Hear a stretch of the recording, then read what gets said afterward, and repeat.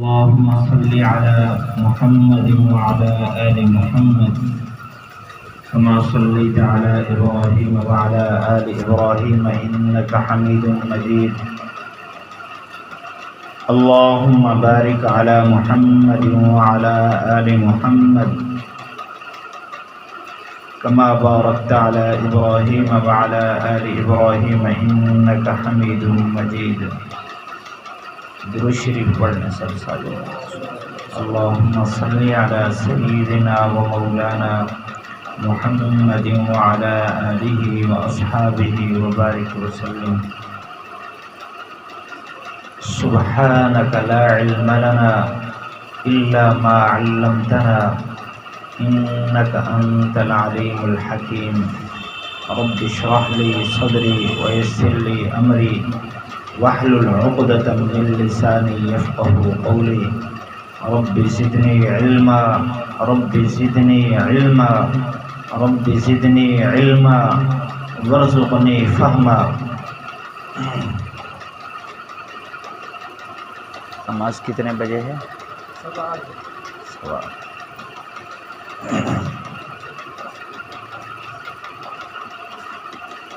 اللہ تعالیٰ کا بہت بڑا کرم اور عظیم احسان ہوا. اللہ تعالیٰ نے ہم سب کو اپنی یاد کی مجلس میں آنے کی، بیٹھنے کی، کہنے اور سننے کی توفیق نصیب فرمائی. اللہ تعالیٰ ہمارا آنا، بیٹھنا، سننا، سنانا قبول فرمائے اور اس مجلس کی برکت سے اللہ تعالی ہم سب کی بخشش فرمائے اور دنیا آخرت میں اللہ تعالی ہمارے عیبوں پر پردہ فرمائے اور اس مجلس کو اپنے ساتھ تعلق کا ذریعہ بنائے. یہ بات اٹل ہے، حتمی ہے، پکا فیصلہ ہے کہ کامیاب ترین، سب سے بڑا کامیاب انسان وہ ہے جس کا سب سے زیادہ اللہ تعالیٰ کے ساتھ تعلق ہے. اور یہ بات میں اور آپ پوری توجہ سے کہتے نہیں، سنتے نہیں، سوچتے نہیں، اس کی فکر نہیں کرتے اور اس کے نتائج پر غور نہیں کرتے. حقیقت یہی ہے. دنیا کے جتنے بھی عہدے ہیں، جتنے بھی درجات ہیں، سارے کے سارے اس کے علاوہ سب دھوکہ ہے، سب کا اختتام ہے اور سب ہاتھ سے نکل جانے والے ہیں اور نتیجہ اس کا افسوس ہے، ندامت ہے.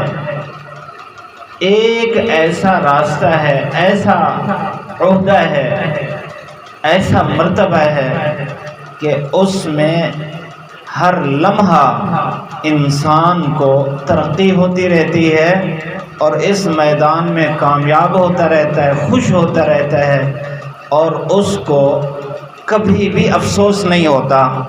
وہ یہی ہے کہ اس کا تعلق اللہ کی ذات کے ساتھ مضبوط ہو جائے. بس یہی بات عرض کرنی ہے. اس کی مجھے بھی ضرورت ہے، آپ کو بھی، کیونکہ کائنات کا کوئی فرد اس سے باہر نہیں ہے. تھوڑا سا ہم موجودہ سوچ پر غور کرتے ہیں. میری بات پوری توجہ سے آپ حضرات نے سننی ہے، فکر کے ساتھ سنیں گے، انشاءاللہ فائدہ ہوگا. اس وقت ہماری سوچ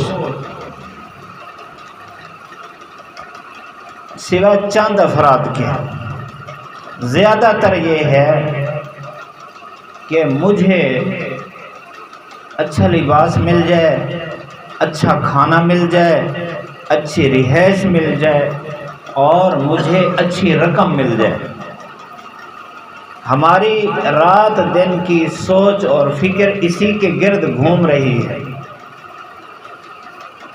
اب اسی چیز کو حاصل کرنے کے لیے پھر سوچیں اور راستے مختلف ہو جاتے ہیں۔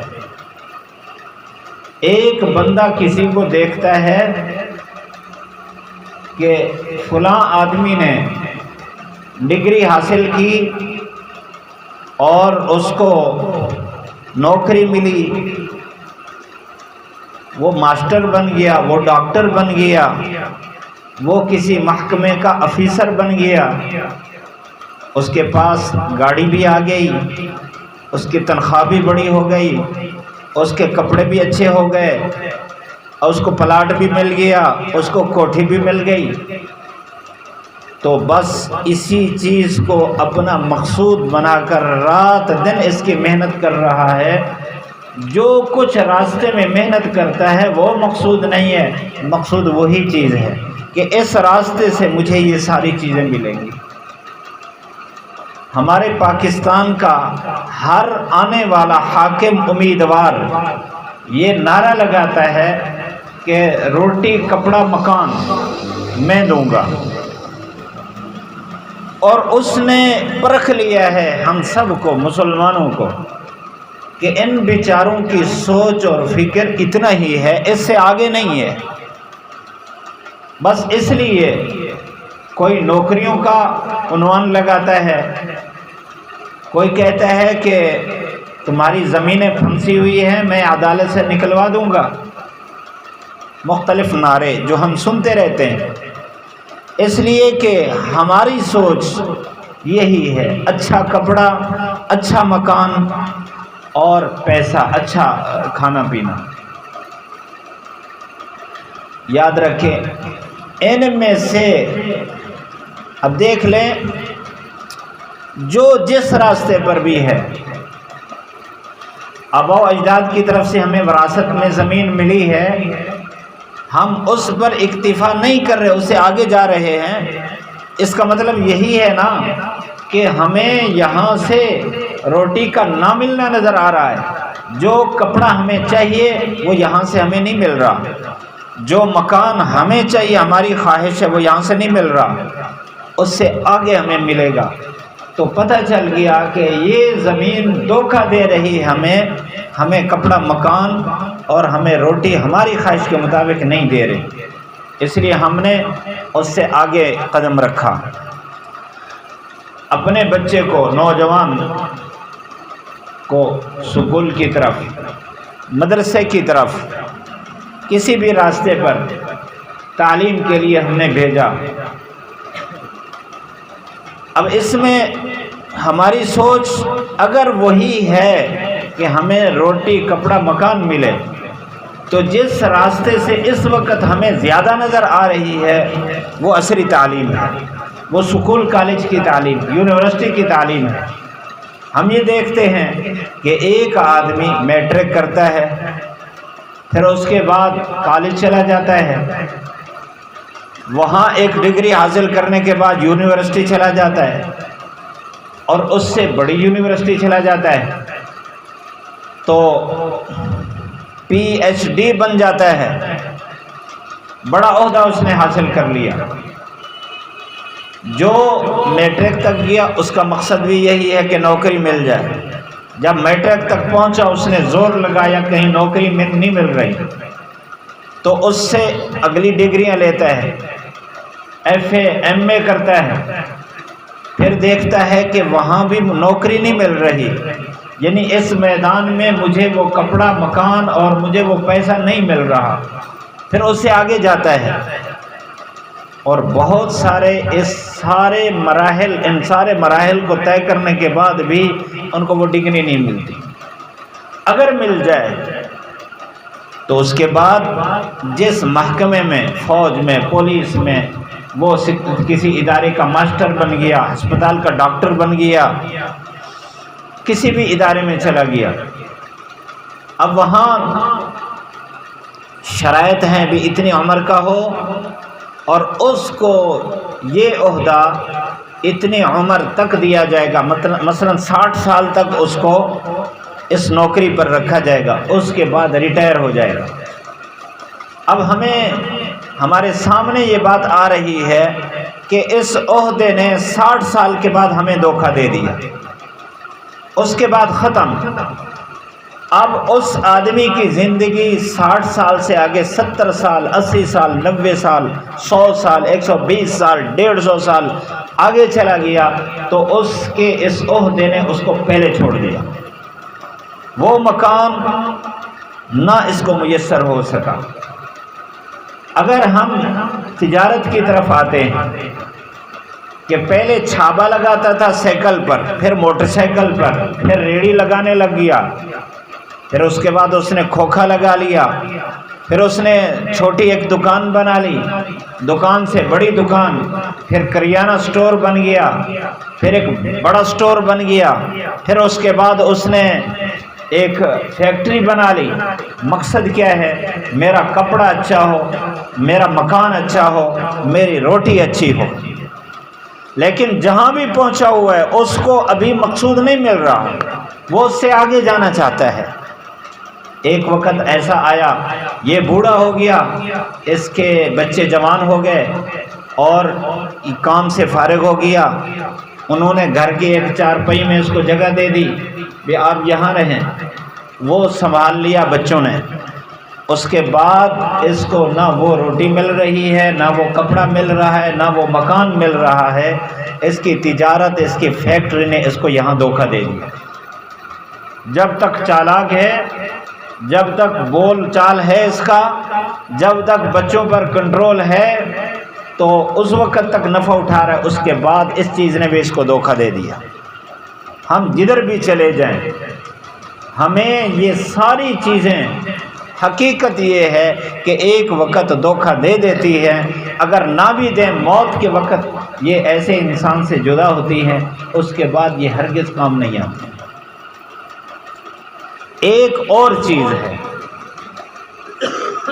وہ یہ ہے کہ میں پہچانوں ان عہدوں میں سے ایک بڑا عہدہ ہے، اور اس بڑے عہدے کے لیے نہ مربع شرط ہے، نہ پی ایچ ڈی شرط ہے، نہ اس کے لیے کوئی بڑا بنگلہ شرط ہے، نہ بڑا تعلق شرط ہے دنیاوی۔ وہ یہ ہے کہ اس آدمی کا تعلق اللہ کی ذات کے ساتھ بن جائے۔ یہ تمام عہدوں میں سب سے بڑا عہدہ ہے۔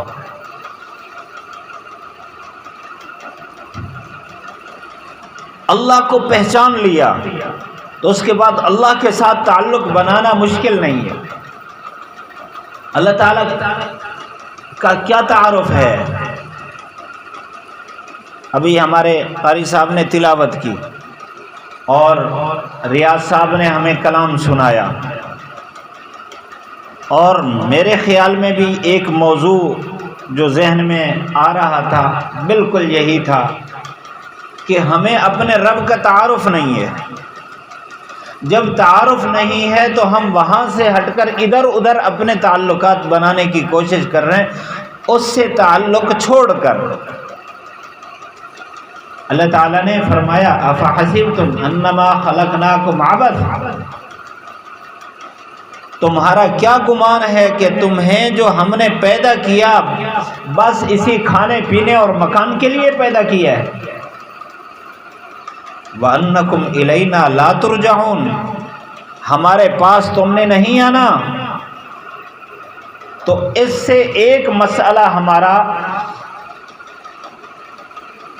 جس کی طرف ہماری رہنمائی کی گئی کہ ہماری انتہا اچھا کپڑا، اچھا مکان اور اچھا کھانا پینا نہیں ہے، کیونکہ یہ دنیا تک ہے، صحت تک ہے، اور جب تک ہاتھ میں ہے اس وقت تک ہے۔ اس کے بعد نہ اچھا کپڑا ملتا ہے اور نہ اچھا کھانا اور نہ اچھا مکان۔ فرمایا اس کے بعد تم نے دنیا چھوڑ کر میرے پاس آنا ہے۔ تو اس کا مطلب ہے کہ جتنی ضروریات کے پیچھے ہم پڑے ہوئے ہیں، بس ہماری ضرورت اتنا نہیں ہے، اس سے آگے کسی اور چیز کی ضرورت ہے۔ اب آگے فرمایا فتعال اللہ الملک الحق، اللہ تعالی ساری کائنات سے بڑا ہے،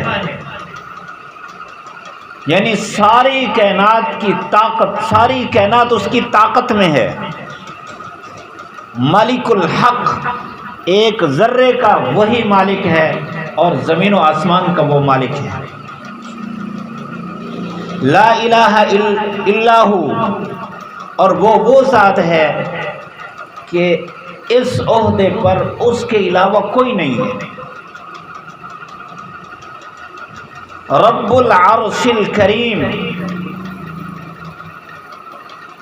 اس بات کو سمجھیں گے، ہماری یہ زمین ہے، آپ لوگ پڑھتے ہیں سکولوں میں، کالجوں میں، سائنس میں، فلکیات میں، کہ یہ زمین ایک سیارہ ہے اور سورج اس کا مرکز ہے، اس کے گرد 9 سیارے چل رہے ہیں، اس کے گرد گھوم رہے ہیں۔ یہ جو زمین ہے اس کے 2 چکر ہیں، ایک روزانہ چکر کاٹتی ہے اور ایک چکر ہے اس کا سورج کے ارد گرد، جس سے موسم بدلتے ہیں، کبھی سورج کے قریب ہو جاتی ہے، کبھی سورج سے دور ہو جاتی ہے، قریب ہو جائے تو گرمی آ جاتی ہے، دور ہو جائے تو سردی آ جاتی ہے۔ 9 سیاروں کا ایک نظام ہے۔ اللہ تعالیٰ کی اس کائنات میں یہ چھوٹا سا نظام ہے، اگرچہ لاکھوں کروڑوں میل یہ چاند ہم سے دور ہے اور کروڑوں میل یہ سورج ہم سے دور ہے، لیکن اللہ تعالیٰ کی اس کائنات میں یہ چھوٹی سی چیز ہے۔ اس طرح کے، اس کو کہتے ہیں نظام شمسی، اس طرح کے 1 لاکھ نظام اس کائنات میں، 1 لاکھ، 1 2 3 4 5 گنے، لاکھ تک آدمی گن سکتا ہے، تو 1 لاکھ نظام اس طرح کے، یعنی اس طرح کے سورج اس کائنات میں فضا کے اندر موجود ہیں، اس کو ایک کہکشاں کہتے ہیں۔ اور ہمارے ایک جگہ پر ایک دوربین بنائی انہوں نے، جس کے ساتھ اس کائنات کے نظام کو دیکھتے ہیں، تحقیقیں کرتے ہیں سائنسدان۔ وہ اب تک جہاں پہنچے ہیں وہ یہ کہ اس فضا میں آسمان سے پہلے کوئی 1 کروڑ کہکشائیں ان کی دوربینی میں آئی ہیں۔ اس سے آگے کیا نظام ہے دوربینی کی آنکھ نہیں دے سکی۔ اتنا بڑا نظام ہے اللہ تعالیٰ کا۔ یہ سورج، یہ آسمان زمین سے کتنا دور ہے؟ حدیث شریف میں آتا ہے 500 سال کی مسافت ہے، وہ 500 سال کتنی تیز رفتاری کا اعتبار ہے اس کا کوئی پتہ نہیں۔ اس لیے کہ یہی سائنسدان کہتے ہیں کہ اس نظام میں ایک سیارہ ایسا ہے جس کی روشنی، اب یہ جو سورج ہے اس کی روشنی انسان کے پاس پہنچتی ہے 8.25 منٹ میں، 8 منٹ کچھ سیکنڈ میں، اور یہ جو روشنی ہے اس کی جو رفتار ہے یہ تقریباً 1 سیکنڈ میں کوئی 80 ہزار میل کی مسافت کرتی ہے، یعنی اتنا بڑا نظام ہے، اور کہاں تک ہے اس کا کوئی پتہ نہیں۔ اللہ تعالیٰ نے پہلا آسمان بنایا، پہلے آسمان سے دوسرے آسمان کے درمیان اللہ کے نبی کا فرمان ہے اتنا ہی فاصلہ ہے جتنا زمین سے آسمان تک، پھر دوسرا، تیسرا، چوتھا، 5واں، 6واں، 7واں آسمان ہے، اس کے اوپر اللہ نے جنت بنائی ہے۔ اور ایک ادنا کلمہ پڑھنے والے ایمان والے کو جو جنت ملے گی اس دنیا سے 10 گنا بڑی جنت ہوگی۔ اور کتنا ایمان والے ہیں اور کتنا بڑے درجے کے ایمان والے ہیں۔ اس جنت کے اوپر اللہ تعالیٰ کا عرش ہے اور اس نے ساری کائنات کو گھیرا ہوا ہے، اور اللہ تعالیٰ کی ذات، اللہ تعالیٰ کی تجلیات اس عرش پر ہے۔ رب العرش الکریم، میں آپ کے ذہن میں اللہ تعالیٰ کا کچھ نہ کچھ تعارف بٹھانا چاہتا ہوں کہ اللہ تعالیٰ کتنا بڑا مالک ہے اور کتنا طاقت والا ہے۔ اور عجیب بات ہے کہ جو اس کائنات کا مالک ہے اس کے ہاں معیار بندے کے تعلقات کا مال کی بنیاد پر نہیں ہے۔ اس عارضی ملک کا بادشاہ دیکھتا ہے کہ کتنے مربوں کا مالک ہے، کتنے شہر اس کے کنٹرول میں، اس کے ساتھ تعلق بناتا ہے۔ عام غریب آدمی کے ساتھ اس کا کوئی تعلق نہیں، یہ تو اس معیار کا نہیں ہے۔ لیکن وہ ذات ہے کہ اگر ادنا قسم کا غریب ترین آدمی اپنے دل سے اللہ کو یاد کرے، اللہ اس کو بھی جواب دیتے ہیں۔ ایک واقعہ یاد آ گیا، مولانا روم رحمۃ اللہ علیہ نے لکھا ہے کہ ایک آدمی مسجد میں بیٹھ کر اللہ کو یاد کرتا تھا۔ میں انشاءاللہ یہ بات بھی عرض کروں گا اگر موقع بنا کہ جب بندہ اللہ کے ساتھ تعلق بناتا ہے تو اس کو کیا کچھ ملتا ہے۔ تو وہ مسجد میں اکیلا بیٹھ کر کہتا تھا اللہ اللہ اللہ، اور اس میں اس کو اتنا سرور اور کیف مل رہا تھا کہ وہ دنیا کے نظام سے بالکل لا تعلق تھا، اس کو اس میں اتنا مزہ آ رہا تھا۔ ایک بندہ آ گیا، اس نے کہا کہ تو اللہ اللہ کہہ رہا ہے، اس کی طرف سے کوئی جواب تو نہیں آ رہا۔ بس یہ بات کہنی تھی، اس کے دماغ میں وسوسہ آ گیا۔ اس نے کہا واقعی ایسے ہے، اتنا عرصہ ہو گیا میں اللہ اللہ کہہ رہا ہوں، وہاں سے کوئی جواب تو نہیں آیا۔ تو پریشان ہو کر سو گیا۔ اس نے کہا کیا اللہ اللہ کرنا ہے جب وہاں سے جواب ہی کوئی نہیں آ رہا۔ سویا، اللہ تعالیٰ نے خواب میں اس کو یہ بات بتائی، فرشتہ آیا، اس نے کہا کہ اللہ کے بندے جب تو اللہ کہتا ہے تو اللہ تعالیٰ فوراً فرماتے ہیں جی میرے بندے۔ اس اللہ تعالیٰ کے اس جواب کی برکت سے تو دوسری دفعہ اللہ کہتا ہے۔ یہ جو دوسری دفعہ اللہ کہنا ہے یہ پہلی دفعہ اللہ کہنے کا جواب ہوتا ہے۔ تو ادنا آدمی ہے وہ بھی اس ذات کے ساتھ تعلق بنا سکتا ہے۔ اگر ہمارا ہر وقت یہ استحضار رہے کہ ساری کائنات کا ذرہ ذرہ اس کے قبضے میں ہے اور اس کے فیصلے کے بغیر کچھ نہیں ہو سکتا، اور یہ اٹل فیصلہ اللہ تعالیٰ نے قرآن مجید میں سنایا ہے، لا تسقط من ورقۃ الا يعلمها، کوئی پتا بھی اس کے علم اور اس کے حکم کے بغیر درخت سے نہیں گرتا، کوئی چیز بھی اس سے چھپی ہوئی نہیں ہے۔ یرا نملۃ السوداء فی لیلۃ الظلماء علی صخرۃ السوداء، فرمایا کہ وہ تو ایسی ذات ہے کالی رات میں کالی چٹان پر چلنے والی کالی چمٹی، اس کے پاؤں کے رکھنے کی جگہ کو اللہ دیکھ رہا ہے اور اس کے پاؤں کی کھسکھساہٹ کو سن رہا ہے۔ وہ ذات ہے، ہر ایک کے دل کی آواز کو اللہ سنتا ہے، بس اس کے ساتھ تعلق بنانے کی ضرورت ہے۔ جب ہم نے اس سے تعلق کاٹا، کبھی اللہ تعالیٰ انسان کو مہلت دے دیتا ہے کہ دیکھ لے جدھر تو چاہتا ہے، جدھر تیرا یقین بنا ہوا ہے کہ یہاں سے مجھے روٹی کپڑا اور مکان ملے گا، ذرا غور کر کے کوشش کر کے دیکھ لے، ملتا ہے نہیں۔ ہزاروں میں سے 900، 1000 میں سے 990 95 کو تو نہیں ملتا، اسی راستے سے 5 کو ملتا ہے، وہی سب کے لیے امتحان بن جاتا ہے۔ اس لیے اللہ کے ساتھ تعلق بنائے، اللہ کے ساتھ تعلق بن جائے، انسان کی ساری کائنات اس کے قبضے میں آتی ہے۔ اللہ والے ایک مثال دیتے ہیں کہ ایک دفعہ بادشاہ نے، محمود نے اعلان کر دیا امتحان لینے کے لیے، اس کا ایک غلام تھا جس کا نام ایاز تھا، اس کی بھی خاص ایک کہانی ہے۔ ایک دفعہ محمود نے یہ کہا کہ یہ میرا خزانہ ہے، تمام وزراء کو کہا کہ اس کا دروازہ کھلا ہے، اس میں سے جو آدمی جو چیز چاہے وہاں سے اٹھا لے، اور اس کے لیے اتنا وقت ہے۔ وہ ذرا بھاگے، کوئی کیونکہ خزانہ تو دیکھا ہوا تھا انہوں نے، سونا موجود ہے اور جواہرات موجود ہیں، بہت کچھ موجود ہے۔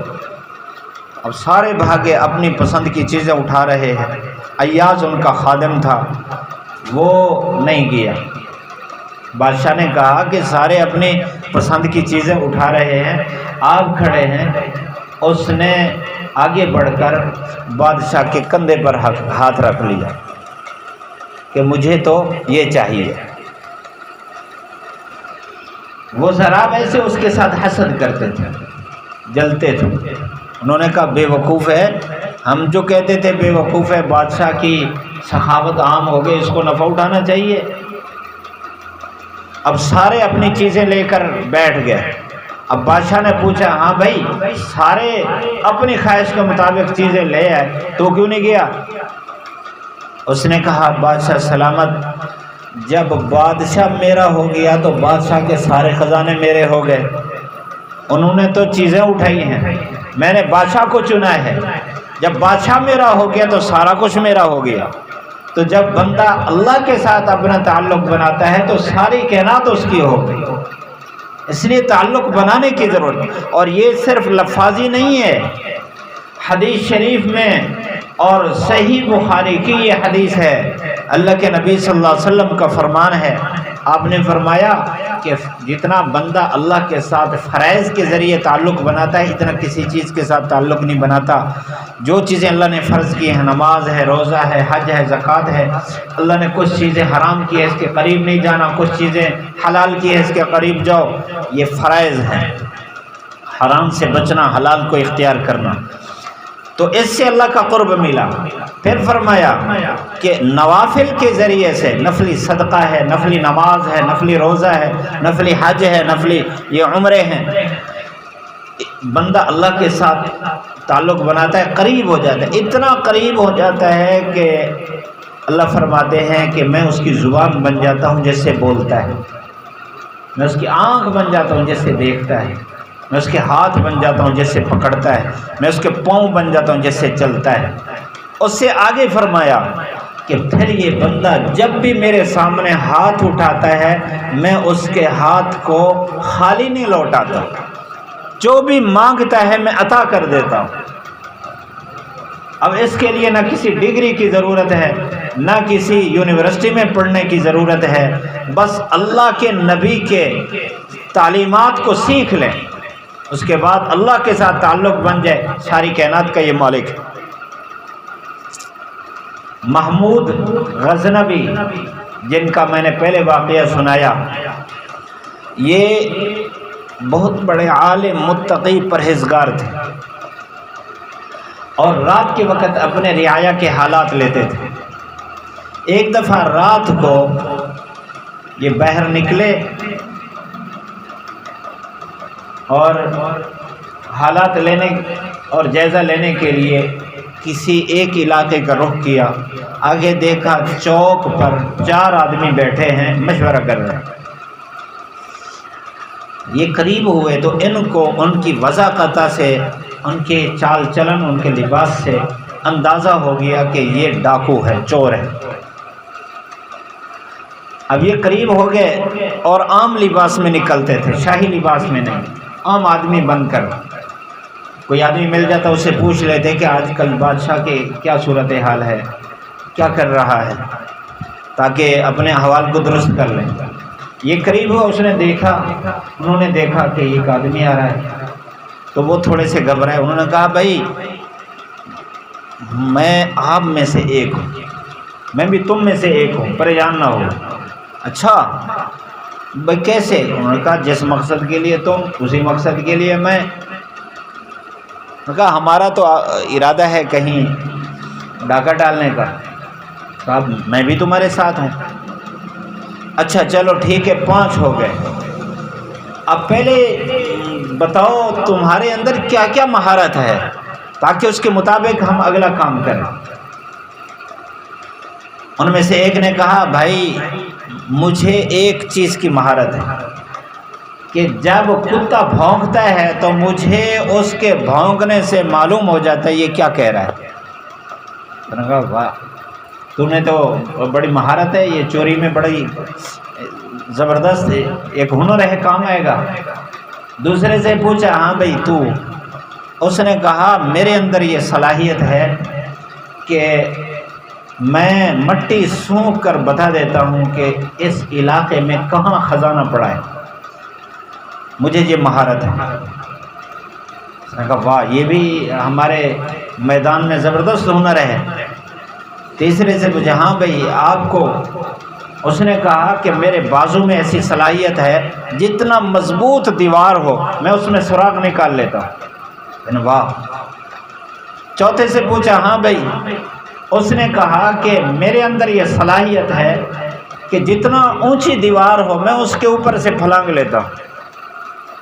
یہ بھی ہماری ضرورت ہے، 4 پورے ہو گئے۔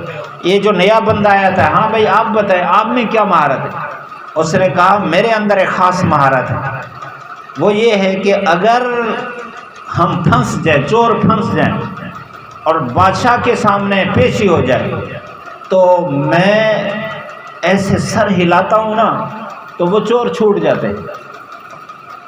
تو انہوں نے کہا بھائی باقی ساری چیزیں تو چوری کے ساتھ تعلق رکھتی تھی، لیکن یہ جو بات اگلی تھی نا خدشے والی کہ خدا نہ خواستہ پکڑے گئے تو پھر کام خراب ہوتا، چلو یہ ماہر آدمی آ گیا ہے، اب ہم کوئی اچھا گھر تلاش کرتے ہیں کہ پھنس بھی گئے تو چلو نکالنے والی مہارت تو ہے، کیا کریں؟ انہوں نے کہا آج بادشاہ کے گھر ڈاکہ ڈالتے ہیں۔ ٹھیک ہے جی، اب بادشاہ کے گھر ڈاکہ ڈالنے کے لیے چلے۔ جب بادشاہ کے محل کے قریب پہنچے تو کتا بھونکنے لگا۔ تو اس آدمی نے کہا جو کہتا تھا کہ میں کتے کی بھونک سن کر پہچان لیتا ہوں یہ کیا کہہ رہا ہے، اس نے کہا بھائی یہ کہہ رہا ہے مالک تمہارے ساتھ ہے۔ سب نے کہا بے وقوف ہو، یہاں کون سا بادشاہ، سارے ہم چور لوگ ہیں، ایک ہی شعبہ ہے ہمارا، تم کہتے ہو بادشاہ ساتھ ہے، بادشاہ کوئی، ہم میں سے کون بادشاہ ہے؟ اس کی بات کو ٹال دیا۔ اب پہنچ گئے مٹی سونگنے والا، ہاں بھائی سونگ کدھر ہے؟ اس نے مٹی سونگی، اس نے کہا یہ فلاں جو کوٹھی ہے اس میں خزانہ ہے۔ بھائی ٹھیک ہے۔ اب جی اس کے بعد وہ چھلانگ لگانے والا، بھائی تو اوپر سے کراس کر، اس نے کراس کیا اور اندر جا کر جائزہ لیا، بھائی ادھر سے ہم نے نقب لگانا ہے، نقب لگانے والے نے نقب لگایا۔ اب چاروں اندر گھس گئے، پانچوں اندر سے سامان اٹھایا اور خوب سمیٹا، اور اتنے تک صبح کا وقت بھی قریب ہونے لگا، بھائی جلدی جلدی نکلو کہیں کوئی اٹھ نہ جائے، بادشاہ نہ اٹھ جائے، اس کے کارندے نہ اٹھ جائیں۔ سامان نکالا باہر، سامان کو تقسیم کیا۔ اچھا میں نے 3 کی بات بتائی، ایک رہ گیا۔ ایک نے کہا کہ میرے آنکھوں میں اتنا مہارت ہے کہ رات کو اندھیرے میں جس کو دیکھ لوں دن کو پہچان لیتا ہوں یہ کون ہے۔ بھائی یہ بھی ٹھیک ہے، ہماری ضرورت ہے۔ رات کے اس اندھیرے میں چوری ہو گئی، ڈاکہ ہو گیا، اس کے بعد مال تقسیم کیا، سارے مال لے کر چلے گئے۔ اب صبح کا وقت ہوا تو بادشاہ جب اپنی جگہ پر بیٹھا تو اس نے آرڈر جاری کیا فلاں فلاں آدمی کو پکڑ کر لاؤ۔ وہی رات کے 4 آدمی پکڑ کر سب کو لے آئے بادشاہ کے سامنے، اور اس نے جس نے یہ کہا تھا کہ میں پہچان لیتا ہوں وہ پہچان لیا۔ اس نے کہا رات یہی بندہ تو ہمارے ساتھ تھا، لیکن بول نہیں سکتا تھا کیونکہ پولیس والے اور پکڑنے والے ان کو قابو کیے ہوئے تھے اور ان کے پاؤں کے نیچے سے زمین نکل رہی تھی۔ اب تم نے غداری کی ہے، بادشاہ کے گھر سے تم نے ڈاکہ ڈالا ہے، فیصلہ یہ ہے کہ ان 4 کو پھانسی میں لٹکا دو، پھانسی پر لٹکا دو۔ جب بادشاہ نے فیصلہ سنا دیا اور بادشاہ بڑے غصے میں تھا کہ ان کو ختم کرنا چاہیے، شہر میں انہوں نے فساد ڈال رکھا ہے۔ تو جب فیصلہ ہو گیا، اب ان کو پکڑ کر لے جانے لگے، تو وہ جس نے رات پہچان لیا تھا، رات ساتھ تھا اور اب پہچان لیا، اس نے کہا کہ بادشاہ سلامت، رات آپ نے وعدہ کیا تھا کہ میرے پاس بھی ایک ہنر ہے، میں جب اپنا سر ہلاتا ہوں تو چور آزاد ہو جاتے ہیں، ہم نے تو اپنا کام کر لیا، اب آپ کا کام رہتا ہے۔ جب یہ بات کی تو بادشاہ ہنس پڑے، انہوں نے کہا ٹھیک ہے، ان کو رہا کر دو۔ مولانا روم رحمۃ اللہ علیہ نے یہ واقعہ لکھا، اس کے بعد فرمایا کہ جس طرح ان 4 چوروں میں سے ایک نے بادشاہ کو پہچان کر اپنی جان اس مصیبت سے اور پھانسی سے آزاد کرائی ہے، اگر ایمان والا اللہ کو پہچان لے اور اللہ سے تعلق بنا لے اور اللہ کے قریب ہو جائے تو انشاءاللہ دنیا کی ہر مصیبت سے یہ بھی آزاد ہو جائے گا اور آخرت سے کسی مصیبت سے بھی آزاد ہو جائے گا۔ ضرورت اس بات کی، ہم اس وقت پریشان ہیں، ہم میں سے ہر بندہ اب کانوں میں یہ آواز آ رہی ہے، چاہے وہ مسجد کے ساتھ تعلق رکھتا ہے، مدرسے کے ساتھ، دکان کے ساتھ، کسی کھیت کے ساتھ، بھئی بہت مہنگائی ہو گئی ہے، بجلی کے بل اتنے زیادہ آ رہے ہیں جو ہمت سے باہر ہے، اور پٹرول اتنا مہنگا ہو گیا ہے، اب موٹر سائیکل چلانا مشکل ہو گیا ہے، یہی باتیں ہو رہی ہیں نا، سبزی مہنگی، دال مہنگی، گھی مہنگا، اب تو چٹنی بھی مہنگی ہو گئی، اب کیا کریں، کس چیز کے ساتھ کھائیں کھانا، یعنی یہ باتیں ہو رہی ہے۔ بھائی ضرورت اس بات کی ہے کہ ہم اللہ کے ساتھ تعلق قائم کریں۔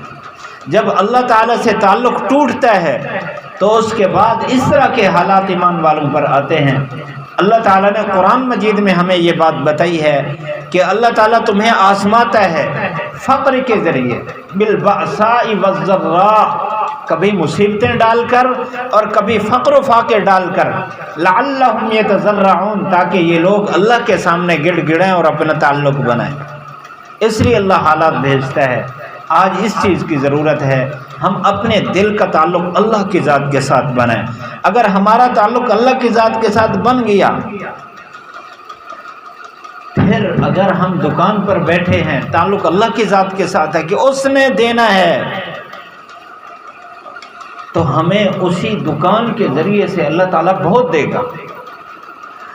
ایک دوسرا پہلو کہ جب اللہ کے ساتھ تعلق کٹتا ہے تو دکان والا جھوٹ بھی بولتا ہے، خیانت بھی کرتا ہے، 2 نمبر 1 نمبر کہہ کر 2 نمبر چیز دیتا ہے، پٹرول دینے والا اپنے میٹر کو گھٹا کر دیتا ہے، اور اسی طرح اور بجلی والا اپنی بجلی بیچ رہا ہے۔ ہر شعبے کا آدمی دھوکے اور فراڈ میں آگے سے آگے نکل رہا ہے کہ پیسہ آئے تاکہ لباس اچھا ہو، کھانا اچھا ہو، مکان اچھا ہو، اس لیے جس کو جہاں دو لگتا ہے وہ نہیں چھوڑتا۔ لیکن اگر اللہ کے ساتھ تعلق بن گیا تو پھر یہ ہمت ختم ہو جائے گی کہ وہ ذات دیکھ رہی ہے، اگر میں نے کسی کو دھوکہ دیا تو وہ ناراض ہو جائے گا، میرا تعلق خراب ہو جائے گا، اگر میں نے چوری کی تعلق خراب ہو جائے گا، اگر میں نے کسی کو تکلیف میں ڈالا تعلق خراب ہو جائے گا۔ ہر لمحہ وہ اللہ کے ساتھ تعلق کو مضبوط رکھنے کی کوشش کرے گا۔ اس لیے ہم اللہ کے ساتھ تعلق کو بنائیں، کوشش کریں۔